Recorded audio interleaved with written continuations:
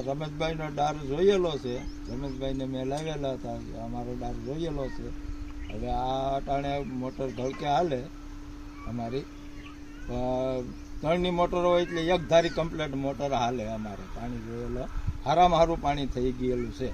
આ જીયાભાઈ છે ત્રણની મોટર માંડવાનું મેં કીધું છું, એની જગ્યાએ મારે 5ની મોટર છે. કોઈ કન્ટિન્યુ મોટર હાલે, 5ની મોટર છે એટલે થોડુંક ટાઈમે ઘડકે થઈ જાય.